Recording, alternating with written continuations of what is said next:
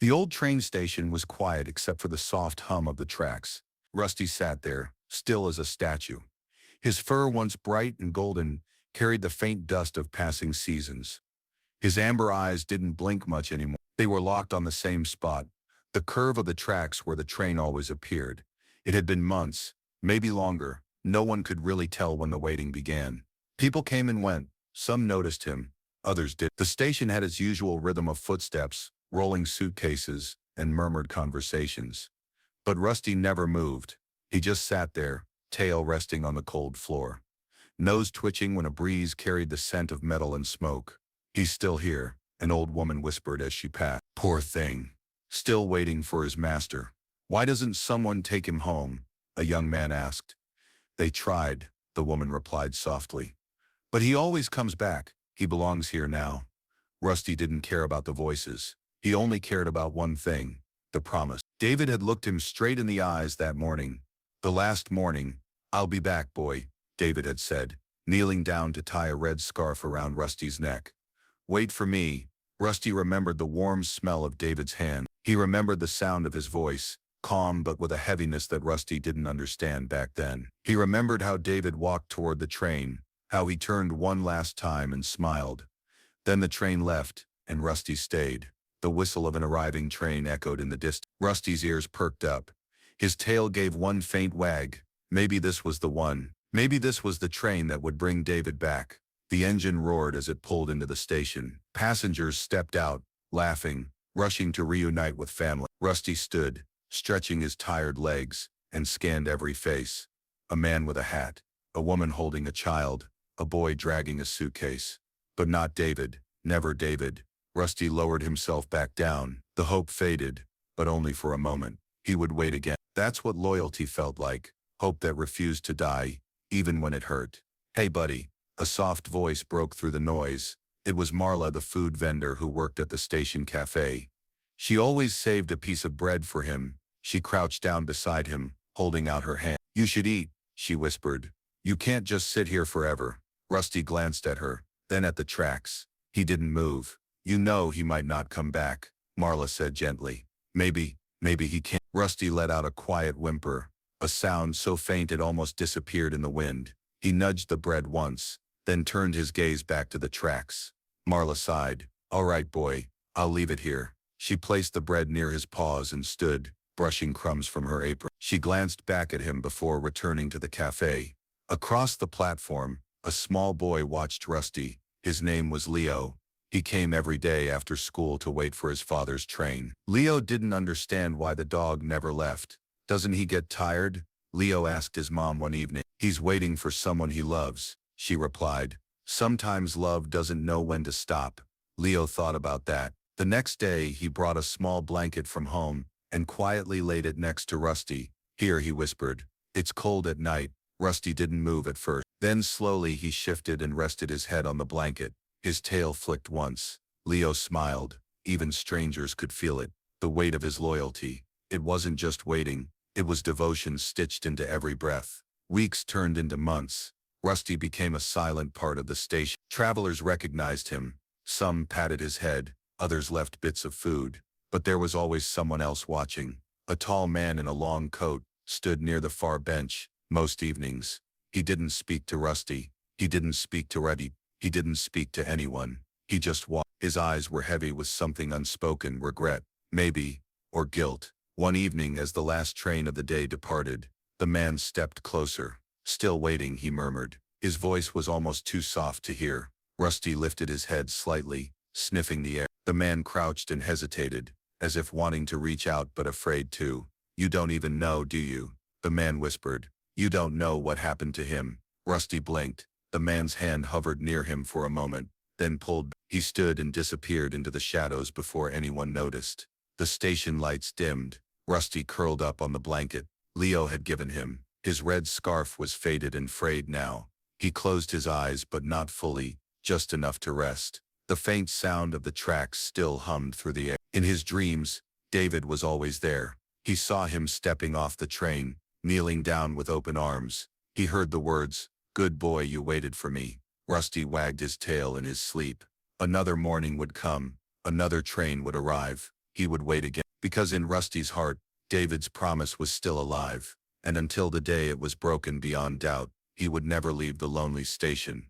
Morning light spilled across the empty platform, soft and pale. Rusty stirred slowly, lifting his head from Leo's blanket. His eyes were tired, but they still looked toward the tracks first, like they always did.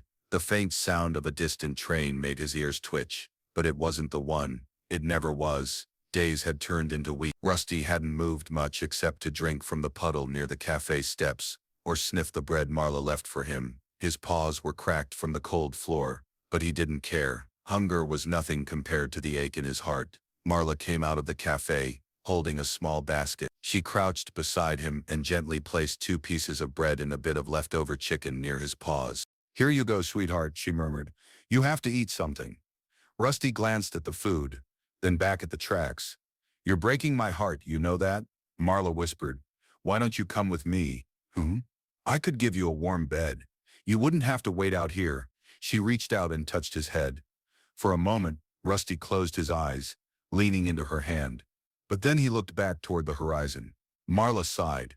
"You're not leaving, are you?" she said softly. "You're too loyal." A train rolled into the station, rattling the air. Rusty stood, hope flashing in his amber eyes. He scanned every face stepping off the platform. A woman in a bright scarf. A tall man with glasses. 2 children running ahead of their parents. But not David. Rusty sat down again, his tail falling still. Behind him, Leo walked carefully along the platform, carrying a small bag. The boy was shy, but he had been coming every day after school. He always stopped to see Rusty before meeting his father's train. "Hi, Rusty," Leo said quietly. He knelt down and opened the bag. Inside was a small piece of cheese and a folded napkin. "I saved this for you." Rusty sniffed the cheese, but didn't eat. He looked at Leo for a moment before turning back to the tracks. Leo frowned. "You really think he's coming back, don't you?" The boy reached out and touched Rusty's scarf. It was frayed now, faded from bright red to a dull pink. "My mom says maybe he can't come back," Leo said softly. "But I think maybe people don't know everything.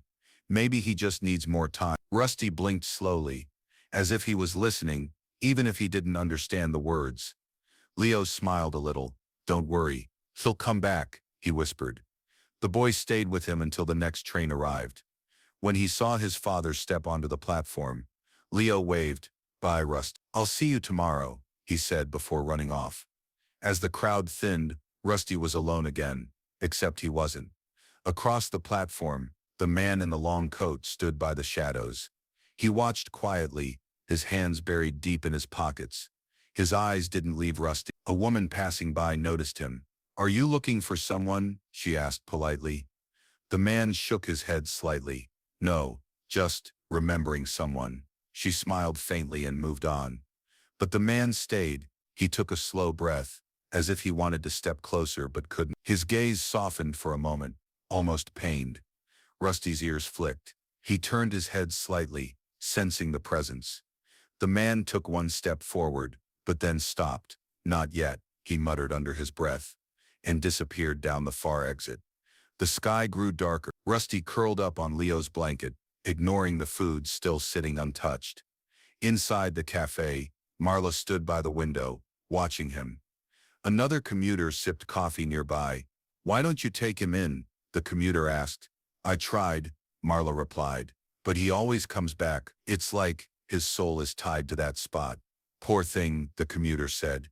"Maybe," Marla whispered, "but maybe he's braver than all of us. He still believes." That night was colder than usual. The wind howled across the platform, pushing scraps of paper and dry leaves against the walls. Rusty stayed where he always did. He didn't tremble. He didn't move. He only stared at the empty tracks until sleep pulled him under. In his dreams, he heard David's voice. "Wait for me, boy. I'll be back." Rusty wagged his tail faintly in his sleep.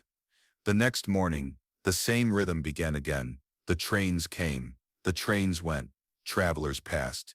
Some stopped to pat his head. Others just stared, whispering about the dog who wouldn't leave. A young woman knelt down and took a photo. "He's beautiful," she said softly to her friend. "He's sad," the friend replied. "Maybe he's hopeful," the woman said. They walked away. By afternoon, Leo returned. He sat down beside Rusty again, this time bringing a small toy dog. "Here," he said, placing it near Rusty's paws. "So you're not alone." Rusty sniffed the toy once, then looked back toward the tracks.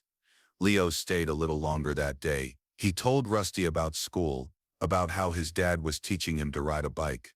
He talked until the train came again. "Bye, Rusty," Leo said softly, patting his head. "See you tomorrow." The train left, the station emptied. Rusty stayed.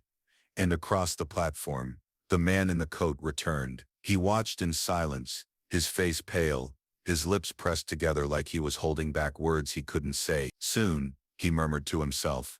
"I'll tell him soon." Rusty didn't notice. He was staring at the horizon again, waiting for the only face that mattered. Far away, another train whistle echoed. And the waiting continued. The platform was quiet again. Rusty lay on the blanket, his eyes half closed but still facing the tracks. In his tired mind, the noise of the station blurred into something softer. And slowly, the present faded away. He remembered, it wasn't always like this. He wasn't always waiting. There was sunlight once bright and warm, spilling across wide fields. Rusty was younger then, his golden fur glowing under the sky. He raced through tall grass, chasing the echo of a whistle. "Go, Rusty. Faster, boy." David's voice carried over the wind. He was laughing, breathless from running. Rusty darted back toward him, tail wagging furiously. David crouched down, holding out his arms. Rusty leapt into him, knocking him onto the soft earth. David laughed again, wrapping his arms around the excited dog. "You're my best boy, my only family." Rusty licked his cheek, panting happily. David rubbed behind his ears, looking at him with those kind, unshaken eyes. "You know, Rusty," David said softly, "no matter where I go, you'll always be with me." The memory shifted. Rusty saw David packing a small bag. His uniform was folded neatly on the bed.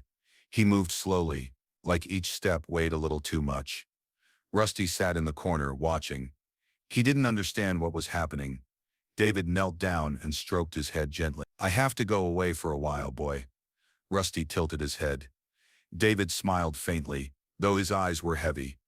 "I don't want to, but it's something I have to do, just for a little while." Rusty nudged his hand, sensing something different in his scent, a mix of sadness and something he couldn't name.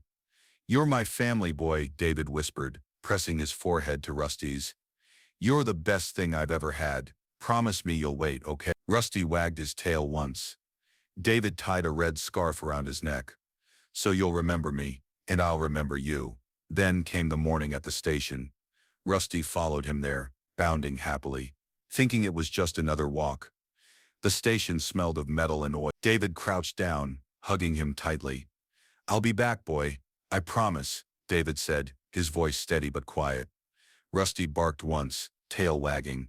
Then the train whistle sounded. David stood, glancing back one last time before stepping into the carriage. Rusty sat at the platform, watching. He waited for the train to return. He waited for the moment David would step off again, smiling. But that train didn't bring him back. The memory faded. Rusty blinked slowly and returned to the cold present. The station was still. The food Marla had left earlier sat untouched. Rusty lowered his head onto his paws. In his heart, the promise still burned. Across the platform, Marla watched through the cafe window. She saw the same thing every day, hope trapped in a dog's eyes. It made her chest tighten. Inside, a commuter sat at a table sipping coffee. "That dog," the commuter said, pointing toward Rusty. "Why does he stay?" Marla wiped the counter with a cloth. "He's waiting for someone." "For how long?" "As long as it takes," she said softly. Outside, Leo walked up the platform, carrying his small bag of snacks. He sat beside Rusty, placing a cookie near his paws. "Hey, Rusty," Leo said quietly. "I brought you something today." Rusty glanced at the cookie but didn't eat. "You're thinking about him, aren't you?" Leo whispered. "You're thinking about when he was here." The boy rested his chin on his knees. "I think about stuff like that too. When my dad goes away for work, I wait by the window. I know he'll come back, but it still feels long." Rusty's tail flicked once. "You're lucky you have someone worth waiting for, Leo. Some people don't have that." The train rolled in. Leo stood up as his father stepped onto the platform. He waved, "Bye, Rusty. I'll be back tomorrow," Leo said before running off. Rusty watched the boy leave, then turned his gaze back toward the tracks. The air grew colder. The platform emptied again. And from the far bench, the man in the long coat appeared. He stood silently, staring at Rusty with an unreadable expression. His voice was soft but strained. "You don't know what happened to him, do you?" Rusty's ears flicked, but he didn't move. The man stepped closer this time. He crouched, his fingers trembling slightly, as they hovered near Rusty's head. But he didn't touch him. "I should have told you sooner," the man whispered. "But I couldn't." Rusty looked at him for a brief second, then turned back to the track. The man sighed heavily, straightening up. "Not yet," he muttered, retreating into the shadows again. The station lights dimmed. Rusty curled up on Leo's blanket, closing his eyes but keeping his body tense, as if ready to rise at any moment. And in his dreams the memory returned. David's voice was clear as ever. "Wait for me, boy. I'll be back." Rusty wagged his tail faintly in his sleep, his heart clinging to the only truth he knew. But what Rusty didn't know, what no one had told him yet, was that the world David left for wasn't the same one he'd returned from. War changes everything, and sometimes promises can't be kept. The night was quiet after the man in the coat disappeared. Rusty slept lightly, stirring whenever a sound echoed through the station. In his dreams, David's voice still called him home. But morning always came, and the platform was still empty. By now Rusty's story had spread beyond the station. Travelers spoke of the loyal golden retriever, who never left. Some pitied him, others admired him. And with the whispers came rumors. Marla heard them all. One rainy afternoon, as she handed coffee to a commuter, she overheard two men near the ticket counter. "They say the soldier never made it back," one man whispered.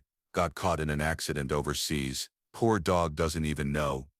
"That's not what I heard," the other replied. "I heard he came back but didn't want the dog anymore. Moved to another city, started over." Marla's hand froze on the counter. "That can't be true," she murmured under her breath. The men lowered their voices, but she caught fragments, words like missing and abandoned.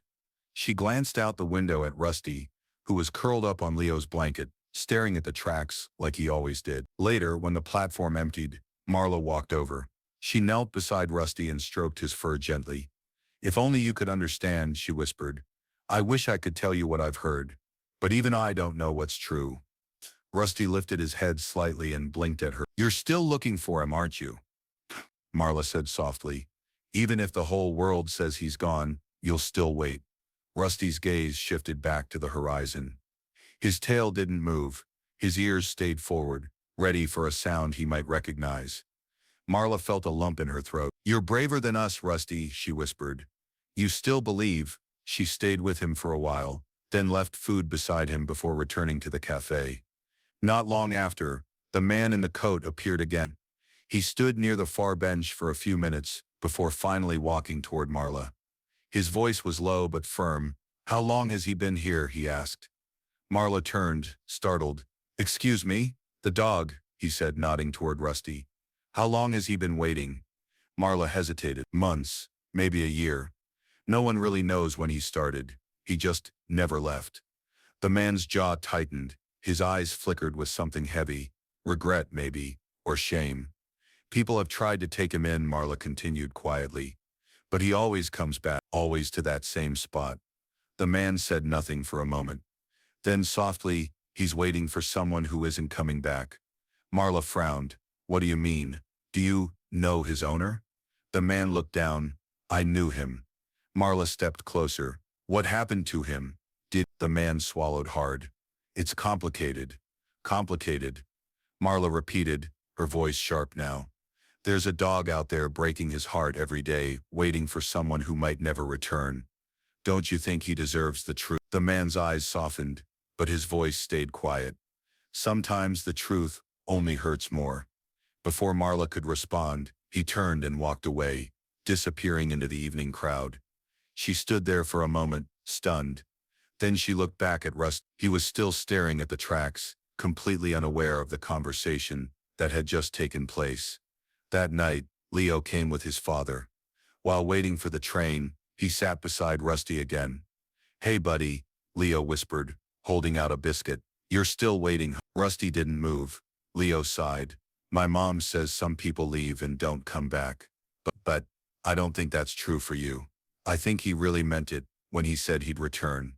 The boy stayed silent for a moment, then added softly, "Even if he doesn't, I'll still come see you. You won't be alone." Rusty blinked slowly. For a second he turned his head toward Leo, then back to the horizon. The train arrived. Leo waved as his father stepped onto the platform. "Bye, Rusty. I'll be back tomorrow." Rusty lowered his head to his paws again. Marla watched from the cafe window, her mind racing with the man's words. She wanted to know the truth, but part of her feared it too. The platform emptied once more. Only Rusty remained, silent and still. Later that night, when the station lights dimmed, the man in the coat returned. He stood in the shadows, staring at Rusty. "I can't keep hiding it," he whispered to himself. "He deserves to know. They all deserve to know." His fingers trembled as he reached into his coat pocket, pulling out a folded, weathered letter. He stared at it for a long time, but then he tucked it back inside and turned away. "Not yet," he muttered, walking off into the darkness. Rusty didn't notice. He was dreaming again, chasing through fields with David.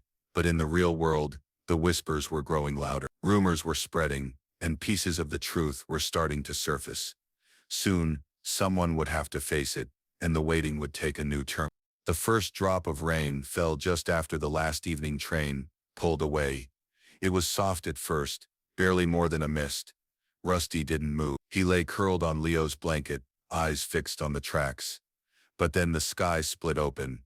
Lightning ripped through the darkness, followed by a rumble so deep it shook the ground beneath the platform. Rain poured in heavy sheets, drumming against the metal roof and flooding the station floor. Most animals would have run for cover. Birds fled into the trees. Stray cats darted under the cafe awning. But Rusty stayed. He stood slowly, his golden fur darkening as the water soaked through. He didn't flinch at the thunder. He didn't move from his... By the time Leo arrived with his father, the platform was already a river of puddles. The boy gasped when he saw Rusty. "Rusty," Leo cried, dropping his small bag and rushing toward him. The dog stood there drenched, his scarf clinging to his neck like a faded memory. He blinked slowly, but his gaze never left the tracks. Leo knelt beside him, his own clothes getting wet. "Please, Rusty, you'll get sick," he pleaded, grabbing at his wet fur. "Come inside the cafe, just for tonight." Rusty glanced at him once, then turned back to the horizon. Leo's father called out, "Leo, come on. It's dangerous out here." Leo shook his head. "I can't leave him like this." He wrapped his arms around Rusty's neck. "Come on, buddy. Please." Rusty let out a faint whimper, but didn't move. His paws stayed planted on the cold, rain-soaked floor. Marla appeared at the cafe doorway, holding a towel. "Leo, Leo," she shouted over the storm. "Get inside, now." "But he won't come," Leo shouted back. Marla's heart tightened as she saw Rusty standing there, shivering but unyielding. She ran over, crouching beside them. "Rusty, please," she said softly, stroking his soaked fur. "You can't stay out here all night. You'll freeze." Rusty lowered his head, but didn't move. "Marla," Leo whispered, He thinks David will come tonight." Marla closed her eyes for a moment, the rain dripping down her face. "Oh, sweetheart," she murmured. "He doesn't know." Another flash of lightning split the sky. The thunder shook the station. Rusty flinched but stayed rooted. Leo's father stepped onto the platform, grabbing his son's shoulder. "We have to go," he urged. "It's not safe." Leo looked back at Rusty with tearful eyes. "I'm sorry," he whispered. "I'll come back tomorrow. I promise." They ran into the cafe, leaving Rusty alone with the storm. Hours passed. The rain didn't stop. It pounded harder, pooling around Rusty's paws. His fur hung heavy, his body trembling with cold, but his eyes never shifted. They stayed on the dark curve of the tracks, waiting for the one figure that might step off the train. In the distance, a faint silhouette appeared near the far bench. The man in the coat. He walked slowly toward the platform, rain soaking through his clothes. He stopped a few feet away from Rusty, his face pale under the flickering station lights. "You're still here," he whispered, his voice barely audible over the storm. Rusty's ears twitched, but he didn't look at him. The man crouched down, his knees sinking into the water pooling on the floor. He stared at Rusty for a long moment, guilt heavy in his eyes. "You don't even know what you're waiting for," he said softly. "You think he's coming back, but he's not." Rusty blinked, rain dripping from his muzzle. The man reached into his coat and pulled out the folded letter again. His fingers trembled as he held it out. This was supposed to be for you," he murmured. "For the people who cared about him. But I couldn't." He paused, swallowing hard. "He didn't make it. There was an accident. He never came home." Rusty didn't move. He couldn't understand the words, but he felt the weight in the man's voice, the sorrow, the regret. The man lowered the letter. "I thought maybe if I stayed away you'd stop waiting, but you didn't." His voice cracked. "I'm so sorry, boy." Lightning flashed again, illuminating his face. He looked broken, hollowed by something deeper than just guilt. Rusty stared past him, eyes still fixed on the tracks. The man closed his eyes and exhaled shakily. "I can't do this tonight," he whispered. He stood, tucking the letter back into his coat. "Maybe tomorrow." He turned and walked away into the rain, disappearing into the shadows once more. Rusty stood alone, soaked and shivering. From the cafe window, Marla watched him. She pressed her hand to the glass, whispering to herself, "He's going to die out there." But Rusty stayed. Through the endless rain, through the booming thunder, he stayed. Eventually the storm began to fade. The rain softened to a drizzle. The clouds parted, just enough for the moonlight to touch the platform. Rusty lay down slowly, curling up on the cold, wet floor, his eyes closed but only halfway. Even in sleep he stayed alert, and in his dreams, David was there again. Smiling, kneeling down with open arms. "Good boy. You waited for me." Rusty wagged his tail faintly in his sleep. But as the storm water drained from the platform, it left behind something heavier than rain, a growing silence, a truth no one wanted to speak aloud. The waiting was no longer just hope. It was becoming a quiet kind of pain, and the next morning would bring more than just whispers. It would bring the first sign that Rusty's body couldn't keep enduring what his heart refused to let go. The storm had passed, but it left its mark. The platform was still damp, the air heavy with the smell of wet concrete. Rusty lay in his usual spot, his fur matted and dull. He no longer sat tall like before. His body sagged slightly, his breath slow and shallow. Marla noticed it first. From the cafe window she saw him try to stand and stumble. Her heart tightened. She rushed out, kneeling beside him. "Oh no," she whispered, running her fingers through his tangled fur. "You're not okay, are you?" Rusty looked up at her with tired eyes, but didn't move. He tried to stand again, but his legs wobbled, and he fell back down with a faint whimper. "Leo," Marla called, her voice urgent. "Come here." The boy ran over from the bench, where he was waiting for his father. His eyes widened when he saw Rusty. "What's wrong with him?" Leo gasped, kneeling beside the dog. "Rusty, come on, get up." Rusty shifted, trying to lift his head. His breaths were raspy, his once bright coat now dull and lifeless. Marla bit her lip, fighting back tears. "We need to get the vet, now." Leo nodded and ran toward his father, shouting. Minutes later, the town vet arrived, carrying a small bag. He knelt down, checking Rusty's breathing, his pause, his eyes. "He's weak," the vet said quietly. "Too much time out here in the cold. He's malnourished and exhausted. If he stays like this, he won't make it through another storm." Leo's voice cracked. "Can't we take him inside? Help him?" The vet nodded. "He needs warmth, food, rest." But he glanced at Rusty's fixed gaze on the tracks. "Will he even stay inside?" Marla exchanged a look with Leo. "We have to try." Together, they carefully lifted Rusty. He didn't resist, but he kept his eyes toward the tracks, as if afraid to miss something. They carried him into the cafe, laying him on a soft blanket near the heater. Leo knelt beside him, stroking his head. "You're okay now. You're warm. Please just stay here." Rusty blinked slowly. For a moment it seemed like he might rest, but then, with trembling legs, He tried to stand. He stumbled but pushed forward, his paws dragging toward the cafe door. "No, Rusty," Leo cried. "Stay here, please." Marla moved to block the door. "Rusty, you can't go back out there. You're too sick." Rusty paused, looking at her for a moment. Then he turned his gaze toward the glass door, where the tracks were still visible in the distance. "He's not giving up," the vet said quietly. "He's still waiting." Rusty whimpered softly, his tail twitching weakly. He nudged toward the door again. Leo's voice shook. "He doesn't want a home, does he?" Marla sighed, her eyes wet. "No, he just wants his home." They stepped aside. Rusty dragged himself outside, his movements slow and unsteady. He limped across the platform until he reached his usual spot.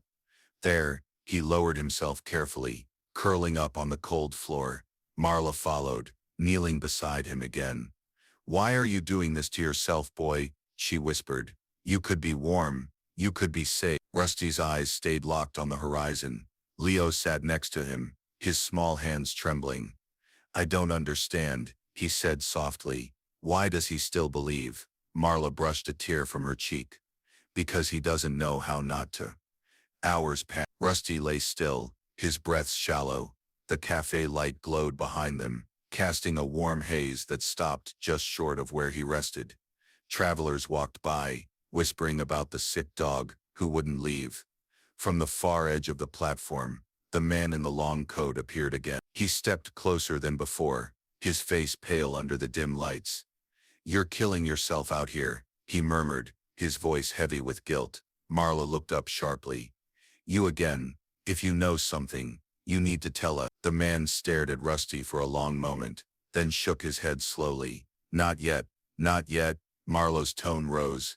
"This dog is dying out here. If you know where his owner is." The man cut her off softly. "His owner isn't coming back." Leo's head snapped up. "What do you mean? You know him?" The man's eyes softened, but his voice was firm. "I knew him." Marla's voice shook. "Then tell him. Tell him the truth so he can stop waiting." The man's hand reached into his coat, touching the folded letter again. He opened his mouth, but no words came. Instead, he stepped back.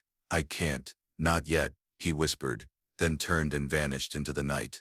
Leo stared after him, confused. Why won't he just say it? Marla didn't answer. She looked back at Rusty, who was still staring at the tracks. Despite his trembling body, the vet returned with medicine in a blanket, trying to coax Rusty back inside, but the dog refused.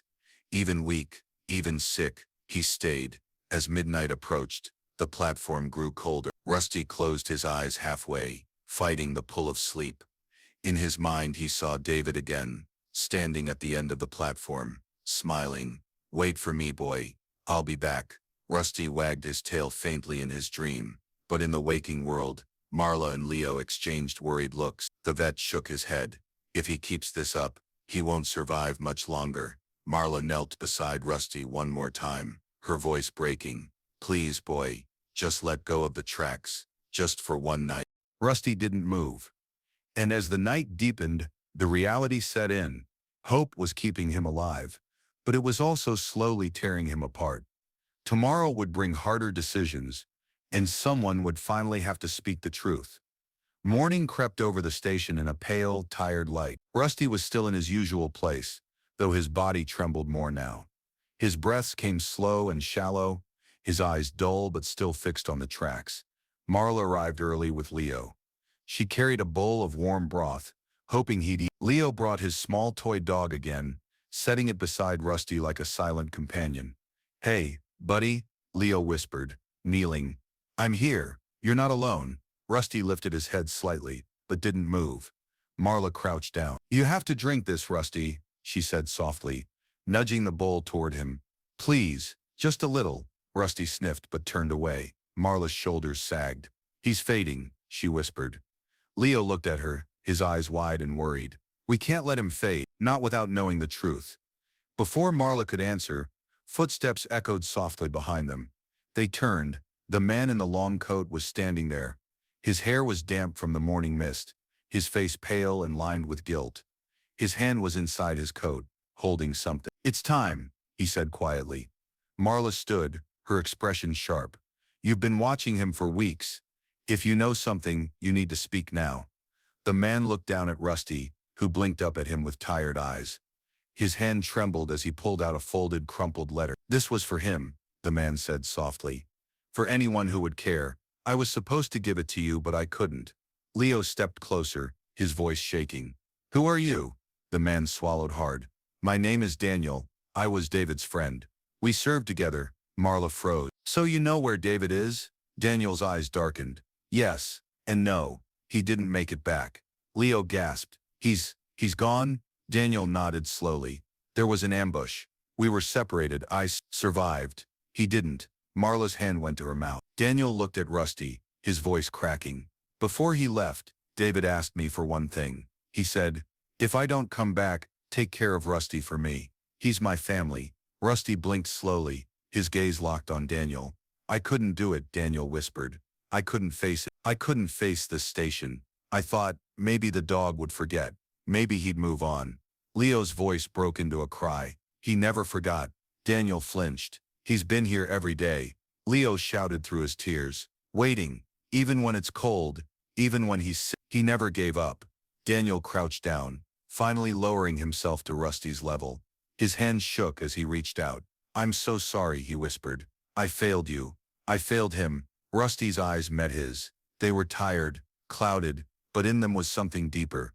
Not anger, not confusion, just a quiet knowing. Daniel slowly unfolded the letter. The paper was worn, the ink smudged, but the words were still there. "To whoever finds this, if I don't make it home, please take care of Rusty. Tell him I didn't forget him. Tell him he's the best boy. Tell him I wanted to come back. I tried, but if I can't, tell him I love him."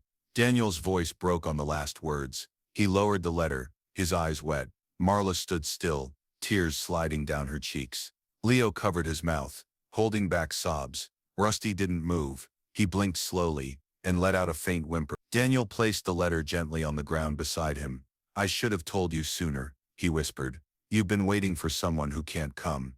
I'm sorry, Rusty. I'm so sorry." For a long moment, no one spoke. Only the faint hum of the station filled the silence. Leo wiped his eyes and knelt beside Rusty. "Did you hear that, buddy?" he said softly. "He didn't forget you. He loved you. He tried to come back." Rusty shifted slightly, his breathing slow but steady. He rested his head on Leo's lap. Daniel watched, his face etched with regret. "I thought he'd forget," he murmured again. "I thought it would hurt less if I stayed away." Marla shook her head. "It only hurt more." Daniel nodded faintly, unable to argue.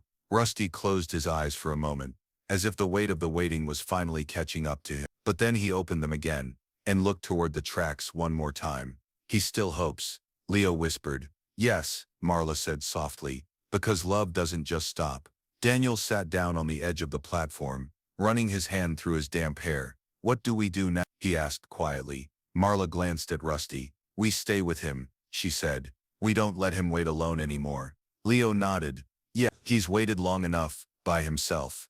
They stayed there, the three of them sitting in silence beside the loyal dog. Rusty's tail flicked once, faint but there. He had heard the truth in Daniel's voice. Maybe he understood in some quiet way, but still his eyes returned to the horizon, because hope is hard to let go of, even when the truth is spoken aloud. The train whistle echoed faintly in the distance. Rusty's ears twitched. He lifted his head slightly, eyes brightening just for a moment. Daniel closed his eyes and sighed. "Even after all this, he still thinks it's him." Marla placed a hand on Rusty's back.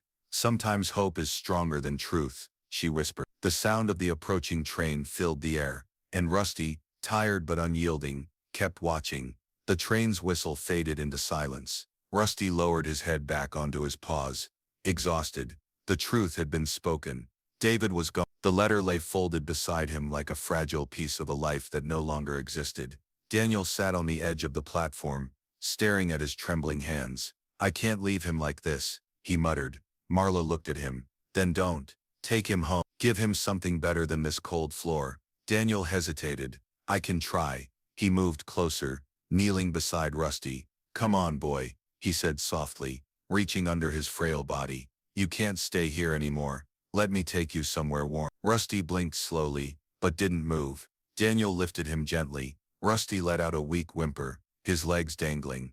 But as soon as Daniel turned toward the exit, Rusty stirred, his paws pushed feebly, trying to slip from his arms. "Easy," Daniel whispered. "I'm helping you." But Rusty fought, not with strength, but with determination. He wriggled weakly, turning his head toward the tracks. "Rusty," Marla pleaded, "please, just let him help you." Daniel held him tighter. "You can't keep living here, boy. He's not coming back. You have to let go." Rusty's breathing grew heavy. With one last push, he slipped free from Daniel's arms, stumbling to the ground. His legs wobbled, but he dragged himself across the platform. Inch by inch, he made his way back to the same spot he'd guarded for so long. Leo gasped. He still wants to stay." Rusty collapsed on his blanket, curling up again. His eyes lifted toward the horizon, refusing to acknowledge anything else. Daniel stared, his voice breaking. "Why won't he stop?" Marla crouched beside Rusty, stroking his fur. "Because his heart belongs only to the one who left," she whispered. Slowly, more people gathered. Travelers who had heard the whispers stopped to watch.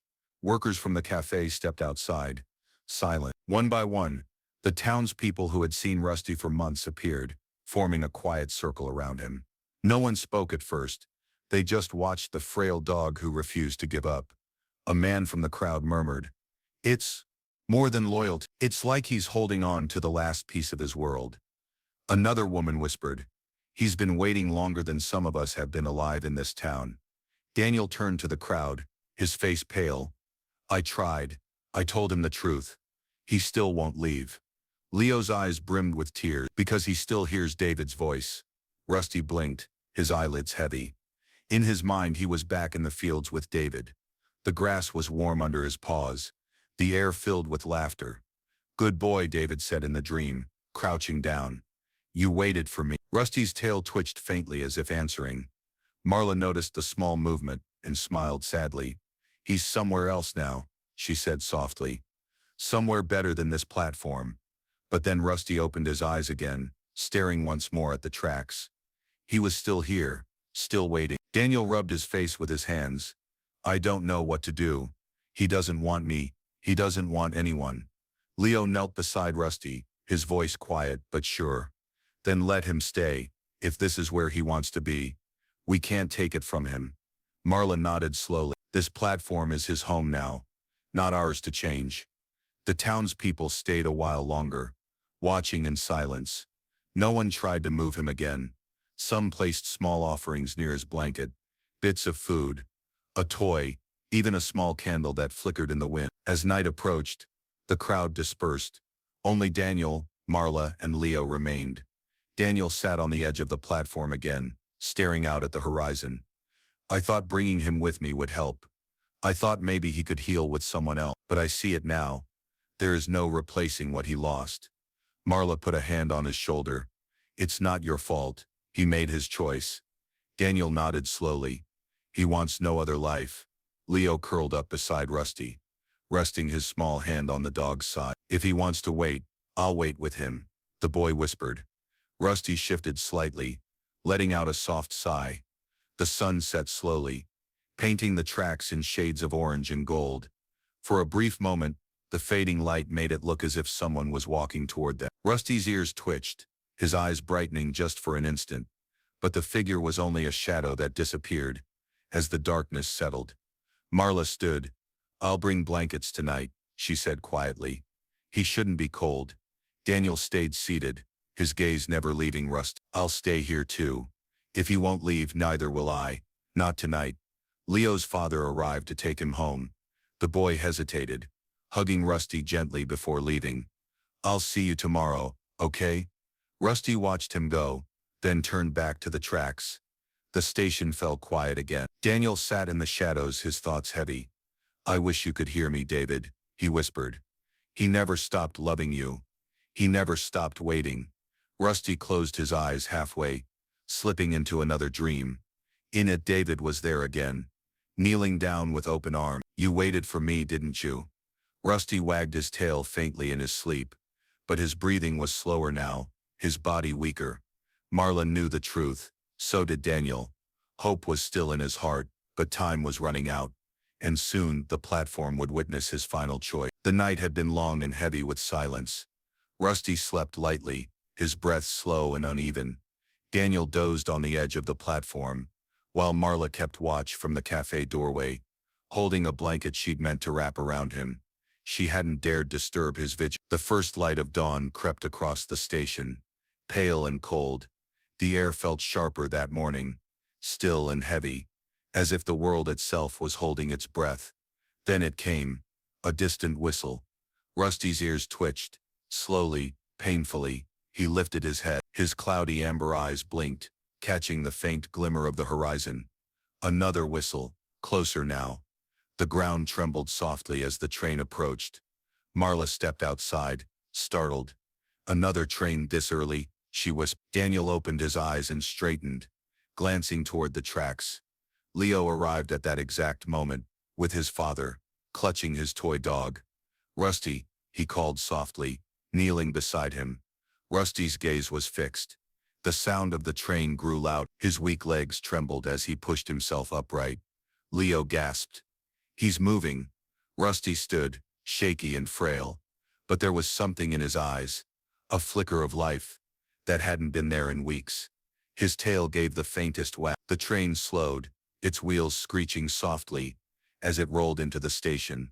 Steam hissed and curled around the platform, veiling it in a thin mist. Rusty stared into that mist, and in his fading sight, he saw him. David, standing tall, smiling the same way he had on that last morning. His arms were open, his voice, soft and warm, carried through the memory. "Good boy. You waited for me." Rusty took one step forward, his tail wagging a little more. His ears perked like they used to. "Look," Leo cried. "He's happy. He sees someone." Marla covered her mouth, tears welling. The mist shifted. Passengers stepped off the train. Ordinary faces, strangers in heavy coats. But in Rusty's eyes it wasn't them. It was David. Rusty took another trembling step, his body swaying, his breathing quickened. But it wasn't labored. It was hopeful. He let out a faint sound, something between a whimper and a bark. Daniel's voice cracked. "He thinks it's him." Rusty's eyes glowed with a soft light, the kind only love could give. He wagged his tail again, stronger this time, his frail frame carrying the last bit of strength he had left. And then, the train fully stopped. The mist cleared. There was no David, only an empty platform. Rusty blinked, his tail slowing, his body wavered. Leo's smile faded. "Wait, where is he?" Rusty looked one last time toward the tracks. Slowly, gently, he lowered himself onto the platform. His legs folded under him. His head rested on the blanket Leo had given him. Leo dropped his toy dog. Tears streamed. "No, Rusty." Daniel knelt beside him, his hands trembling. "It's okay, boy," he whispered. "You can rest now." Rusty's breaths grew softer, lighter, his eyes half closed, but there was no fear in them, just peace. In his final moments, the station disappeared. He was no longer cold or weak. He was back in the fields, with David. The sun was warm, the grass soft. David knelt down, arms open. "You waited for me," David said, smiling. "I knew you would." Rusty wagged his tail one last time, and then he lay still. Leo sobbed, clutching Rusty's fur. "Wake up, buddy. Please wake up." Marla knelt on the other side, her tears falling silently. "He's gone," she whispered. Daniel sat back on his heels, staring at the still form. His voice was barely audible. He waited until the very end. The passengers who had gathered watched quietly, their expressions heavy. No one moved, no one spoke. Leo buried his face in Rusty's side, crying softly. He thought David was coming back. He really thought he was. Daniel placed a hand on the boy's shoulder. "Maybe he did come back," he said gently. "Just not the way we see it." Marla brushed her fingers through Rusty's fur, smoothing it one last time. "He's with him now," she whispered. The train that had brought Rusty's final hope slowly departed, leaving the platform quiet again. Daniel picked up the crumpled letter and placed it beside Rusty's still body. "I'm sorry, David," he whispered. "I'm sorry it took me so long." Leo sat quietly, his small hand still resting on Rusty's paw. "He was the best boy," he said softly. Marla nodded. The morning sun rose higher, casting a soft golden light over the platform. Rusty lay there peacefully, no longer waiting, and yet, the station felt different now, quieter, heavier, but also filled with something unspoken. Love had stayed here. Love that refused to die, even when everything else did. Daniel stood slowly. We should do something for him, he said quietly. Something so he's never forgotten. Marla looked up. Yes, he deserves that.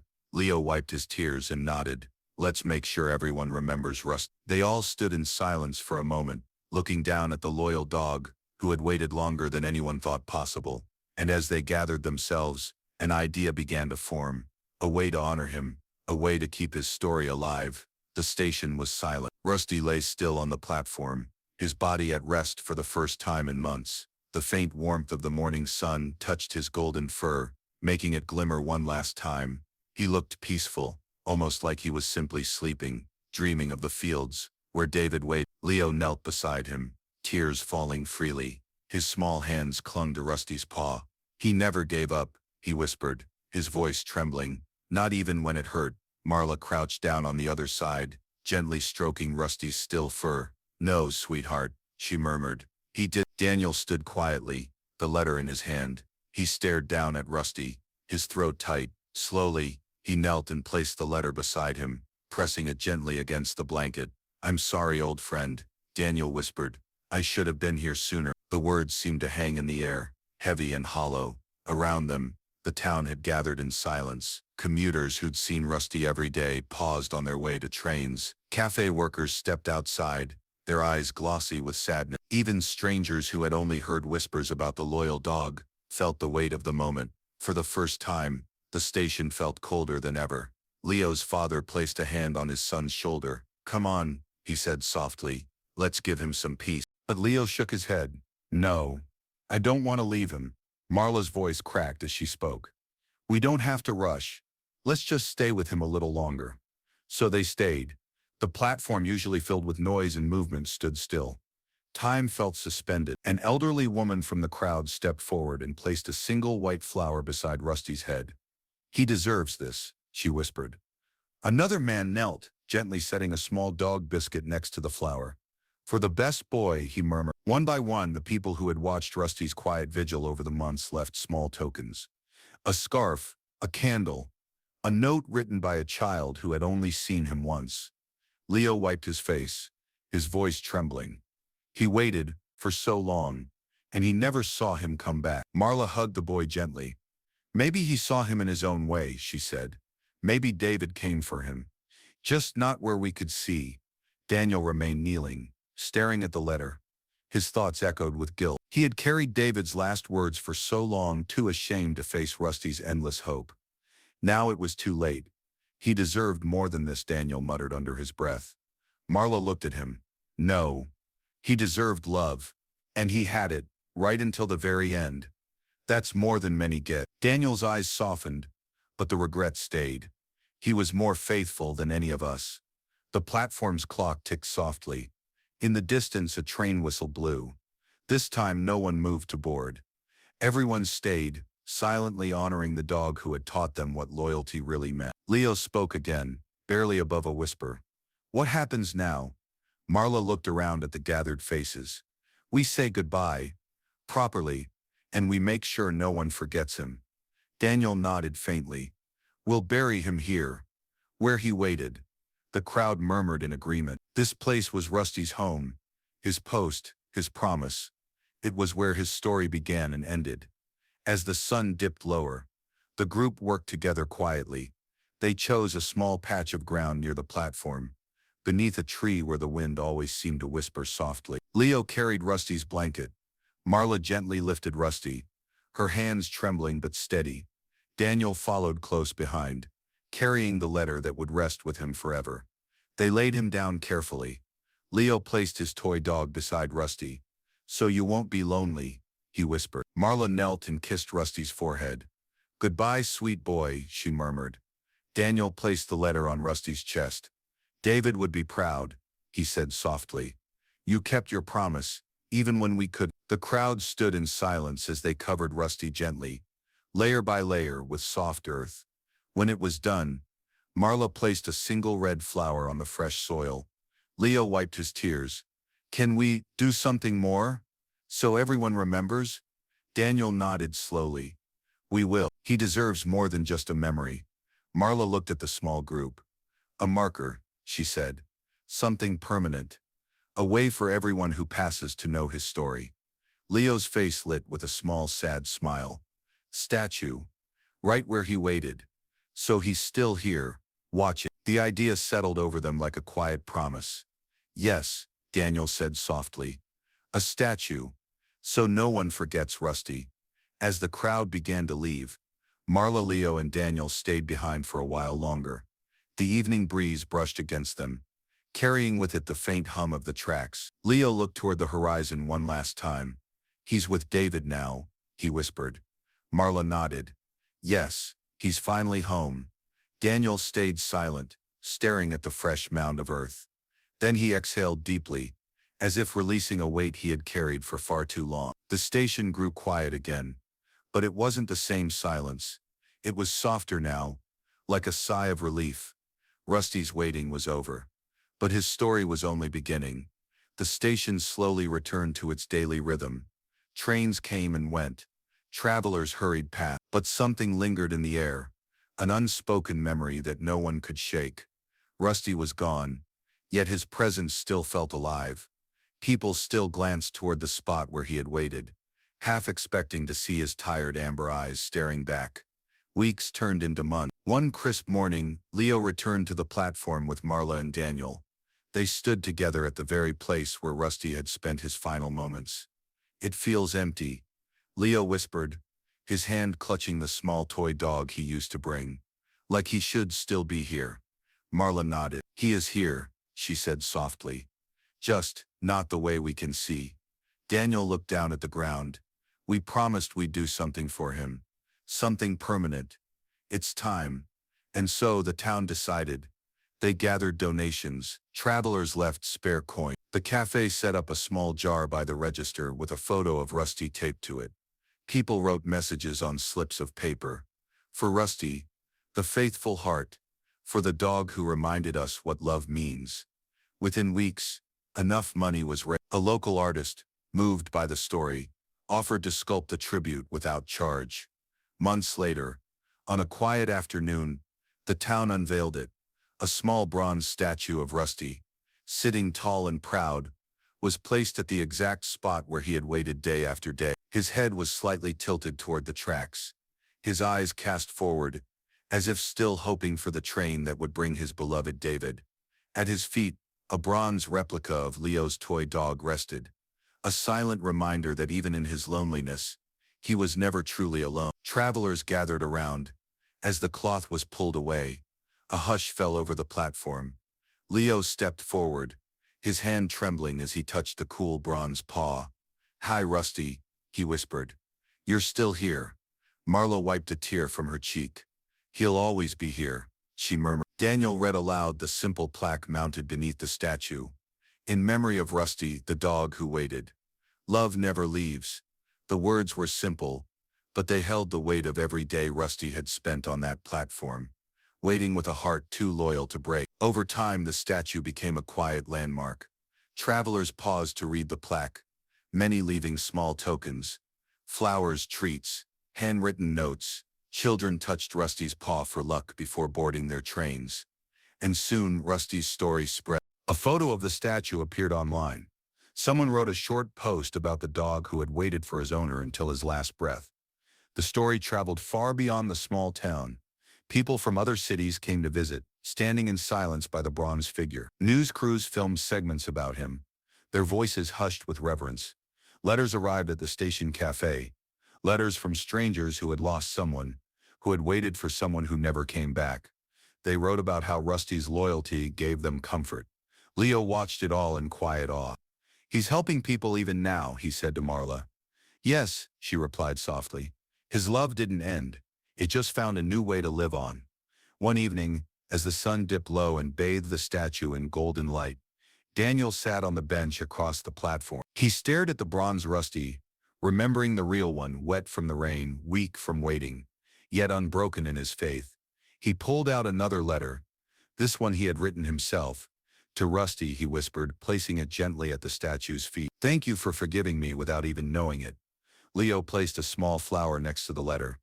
I still miss him, the boy said. Marla smiled gently. I think we all do. And yet the statue didn't feel like a reminder of sadness. It felt like hope, a quiet lesson that love, even love that hurts, never really disappears. Travelers began to share small rituals. Some touched the paw for luck before leaving. Some whispered a promise to return to the ones they loved. Others simply paused, feeling something they couldn't quite name. Rusty's story touched more lives than anyone expected. Months later, the mayor officially renamed the platform Rusty's Watch. A small sign was placed above the tracks. Here stood a dog who taught us that love waits. Leo smiled when he saw it. Now everyone will know his name. Marla nodded, her eyes glistening. Yes, no one will forget. And as the sun set, the bronze statue cast a long shadow across the platform, stretching toward the tracks where Rusty had once waited with endless hope. But his journey wasn't truly over, because somewhere far beyond the reach of the trains, in a place no map could show, Rusty was no longer waiting. He was running again through fields warm with sunlight, toward a familiar voice calling his name. Back on the platform, a gentle breeze rustled the papers and flowers left by visitors. It felt like a soft sigh, almost like a thank you. Daniel glanced toward the statue. Maybe he finally got what he was waiting for, he said quietly. Leo smiled faintly.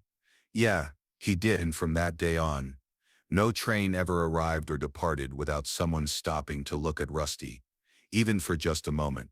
His story had become more than just the memory of a dog. It had become a promise that love, once given, never truly leaves. The statue of Rusty had been standing at the platform for months now. Travelers still paused to read the plaque. Children still touched his bronze paw for luck.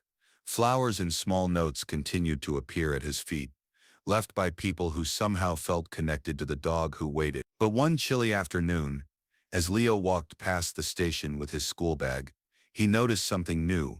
A small puppy sat shivering near the cafe steps. She was thin, her fur patchy, and her eyes were wide with fear. She looked lost, the same way Rusty had looked on his first lonely day at the station. Leo stopped.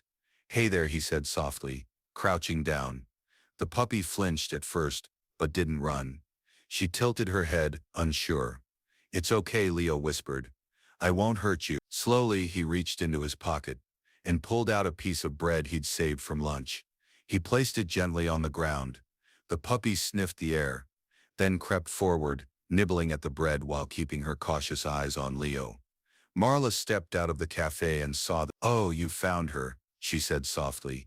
She's been wandering around for 2 days. Poor thing, looks like she hasn't eaten properly in weeks. Leo stroked the puppy's head gently. She doesn't have anyone, does she? Marla shook her head. No one's come looking. Leo glanced toward Rusty's statue. The bronze dog sat eternally facing the tracks, just as the real Rusty had done. Beside him lay the small bronze replica of the toy dog Leo used to bring. Leo looked back at the puppy. Rusty would have liked you, he said quietly. The puppy wagged her tiny tail and licked his fingers. Marla smiled softly. Maybe she's meant for you, Leo. Leo's heart tightened. He remembered how Rusty had waited, how he had never left even when it hurt.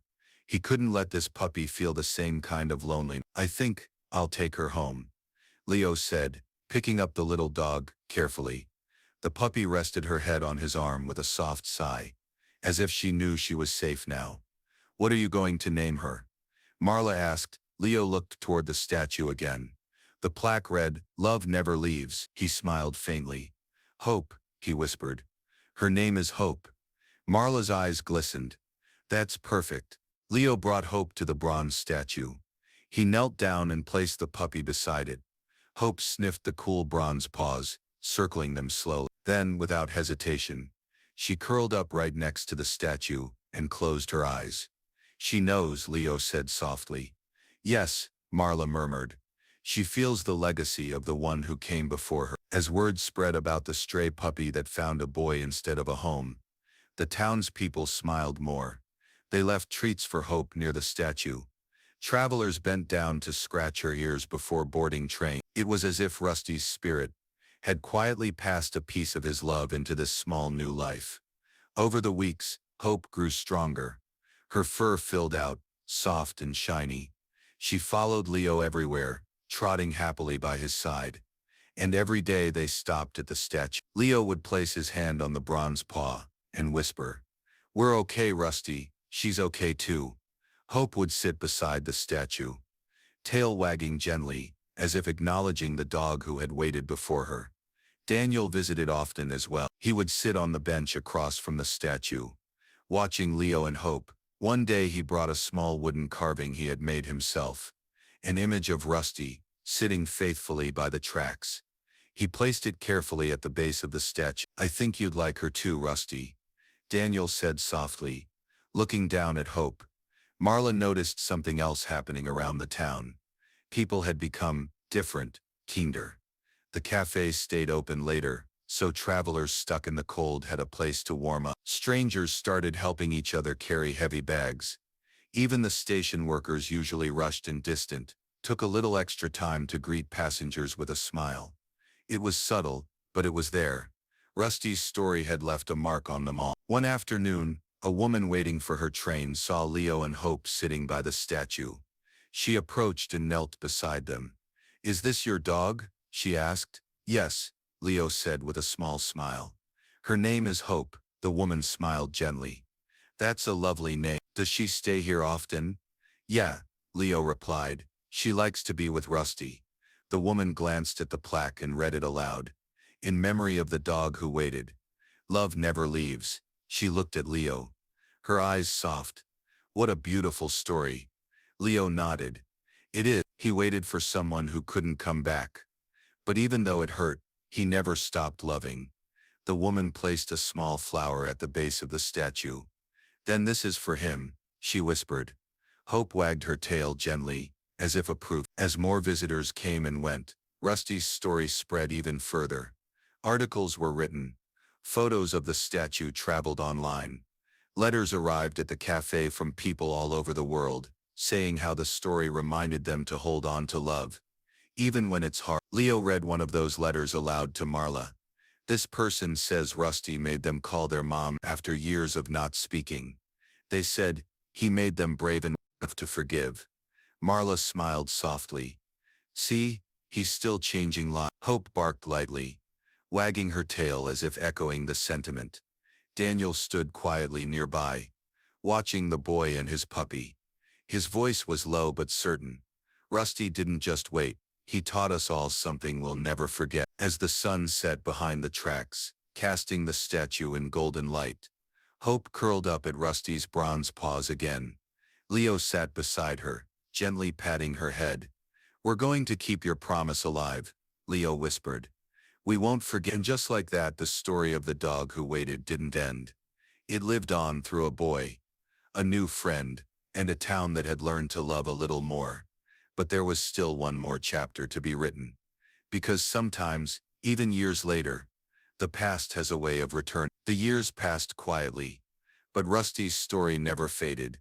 The statue remained, always surrounded by fresh flowers, letters and small offerings. Hope grew from a timid stray into a loyal companion for Leo, who had grown taller but still visited the platform every day. The station had changed too. A sign now read Rusty's watch above the platform. Travelers still paused to touch the bronze paw for luck before boarding their trains. Rusty's name had become part of the town's heartbeat. But on one warm spring afternoon, someone new, or perhaps someone old, stepped onto the platform. A man in a worn uniform walked slowly, his steps unsteady as if every movement carried the weight of years. His hair was streaked with gray, his face lined with hardship. He carried a small duffel bag slung over his shoulder, and looked around the familiar station with eyes that held both hope and dread. It was David. He had survived, but the war had stolen more than time. It had taken his health, his strength, and for years he had been trapped in recovery, far away, unable to return, unable even to write. And now, finally, he was home. His gaze swept the platform, searching. He expected to see a familiar golden figure waiting in the exact same spot, tail wagging, eyes bright with recognition. But Rusty wasn't there. Instead, David's eyes fell on the statue. He stopped in his tracks, his breath catching in his chest. There, cast in bronze, was his loyal friend, sitting forever in the place he'd left him. The plaque glimmered softly in the light, in memory of Rusty, the dog who waited. Love never leaves. David's knees buckled. He dropped his duffel bag and sank to the ground, his trembling hand reaching toward the cold bronze. "No," he whispered. His fingers traced the statue's face, the familiar tilt of Rusty's head. Tears blurred his vision. "I'm so sorry," he choked, his voice breaking. "I'm so sorry." The platform was quiet except for the sound of his sobs. His tears fell onto the bronze paw, sliding down like rain. "Rusty, I tried to come back," David whispered. "I wanted to, every day. I never stopped thinking about you, but I couldn't get here." Nearby, Leo approached, now a young teenager with Hope trotting beside him. He paused when he saw the man kneeling at the statue. "Are you Leo?" hesitated. "Are you David?" David turned, his eyes red. "Yes," he said softly. "I'm David." Leo swallowed, emotions swirling. "Rusty, he waited for you. He waited every single day until he couldn't anymore." David's voice trembled. "I thought he'd move on. I prayed someone would take him in, that he wouldn't wait for me. But he stayed." "Yes," Leo whispered. "He stayed, through rain, storms, everything. He never gave up." David pressed his forehead against the statue. "I didn't deserve him." Leo stepped closer. "He didn't think like that. He just loved you." That's all he knew. Hope sat beside the statue, tilting her head at David. She sniffed his hand and licked it gently, sensing his pain. David looked at her, startled. Leo smiled faintly. "Her name's Hope. I found her near the station after Rusty was gone. She kind of became his legacy." David's lips trembled. "She's beautiful." Marla emerged from the cafe, stopping when she saw David. For a moment she didn't move. Then she walked toward him slowly. "It's really you," she said softly. David nodded weakly. "It's me." She crouched beside him, her eyes filling with tears. "He loved you more than anything. He never doubted you." David's voice cracked. "And I wasn't there when he needed me most." Marla touched his arm gently. "You were the reason he stayed strong for as long as he did. He believed in you. And in the end, he found peace." David looked back at the statue, his fingers resting on the bronze muzzle. "I should have been here to tell him myself. I should have been the one to let him go." Leo placed a small flower at the statue's feet. "But he knew, David. Somehow he knew you loved him." Hope curled up at the base of the statue, resting her head on the bronze paw. David's eyes softened at the sight. "She reminds me of him," he whispered. "She's part of him," Leo said quietly. "And now she's part of you too, if you want her to be." David looked at Leo, then at Hope. Slowly, he reached out his hand. Hope sniffed it again, then pressed her head gently into his palm. A faint smile broke through David's tears. "Hello, Hope," he said softly. The sun dipped lower, casting a golden glow across the tracks. The breeze moved gently through the station, almost like a soft sigh. David stood slowly, brushing his hand along the statue one last time. "Thank you, Rusty," he whispered. "For waiting, for loving me, even when I didn't deserve it." Marla glanced at the horizon. "You came back, David. That's what matters now." David exhaled, his gaze lingering on the statue. "I'll make it right, somehow." Leo smiled faintly. "We'll help you." Hope barked softly, as if agreeing. As the three of them stood there, the station didn't feel quite so heavy anymore. The past couldn't be changed, but it could still heal. David picked up his bag and turned toward the cafe. "Tell me everything," he said quietly. Every day he waited. Marla nodded. "We'll tell you all of." And as they walked toward the cafe, the statue of Rusty watched over them, just as he always had. The story was not over, because even after years of waiting, love had finally come full circle. David stayed at the statue long after the sun began to set. He sat on the edge of the platform, his hand resting on the cold bronze paw, as if it were still warm with life. The station was quieter than ever, the sound of distant trains fading into the background. Hope lay curled beside him, her soft head resting on his lap. She looked up at him with calm, trusting eyes, the same kind of eyes Rusty had once had. The people of the town began to gather around slowly, one by one. Marla stood near the cafe doorway, her apron still dusted with flour from the day's work. Leo sat cross-legged near the statue, watching David quietly. A few travelers stopped as well, unsure of what to say but unable to walk away.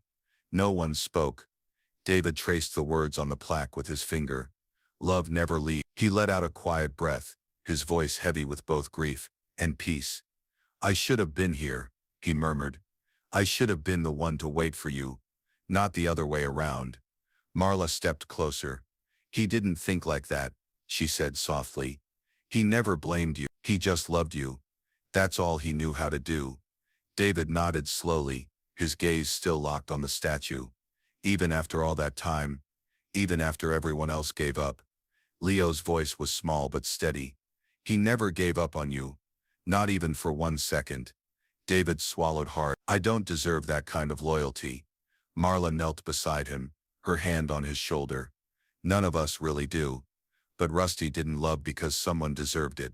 He loved because that's who he was. Hope lifted her head and licked David's hand softly.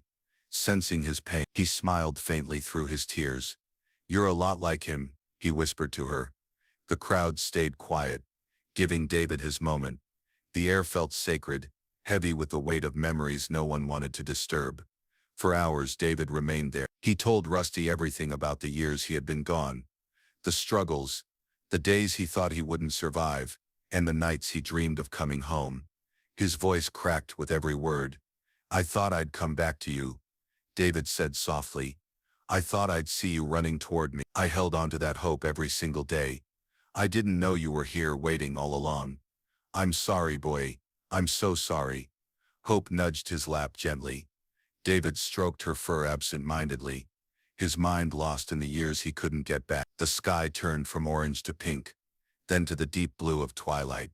The station lights flickered on, casting a soft glow over the bronze statue. Finally, David leaned forward, resting his forehead gently against Rusty's bronze muzzle. Wait for me on the other side, boy, he whispered. I promise I won't keep you waiting next time. His words were quiet, but everyone nearby heard them. A few people wiped their eyes. Marla stepped back and looked at the small gathering around the statue. The whole town had changed because of this one dog. People were a little kinder now. They took a little more time to love, to wait for each other, to forgive. Rusty's story had seeped into their hearts, shaping them in ways they couldn't explain. A little girl stepped forward shyly, holding a small paper heart. She placed it at the base of the statue and whispered, "Thank you, Rusty." Her mother followed, leaving a flower. Others began to do the same. Soon the platform was filled with soft tributes, flowers, candles, small notes and toys. Leo looked up at David. You see, he's still here in everyone. David's eyes softened as he took in the scene. He really did change this place. Yes, Marla said quietly. He changed all of us. Hope barked softly, her tail wagging gently as if to agree. David finally stood, his legs stiff from sitting so long. He looked at the statue one last time. I'll keep coming back, he said. I'll make sure you're never forgotten. Leo smiled faintly. You don't have to do it alone. We're all here too. David nodded, feeling a strange sense of peace. It wasn't the reunion he had dreamed of, but in some way it felt complete. Rusty hadn't waited in vain. His love had rippled outward, touching lives beyond what David could have imagined. The crowd slowly began to leave, the soft murmur of voices fading. Soon only David, Leo, Marla, and Hope remained. Marla touched the bronze paw gently. It's strange, she said quietly. Even though he's gone, it feels like he's still watching over the station. David smiled sadly. That's because love doesn't end. It just changes shape. Leo reached down and picked up Hope, holding her close. She's part of his story now, the boy said. And so are we. David looked out at the tracks one last time, before turning toward the cafe. Let's go, he said softly. I want to hear everything about the days he waited. As they walked away, the bronze statue stood bathed in the soft glow of the station lights.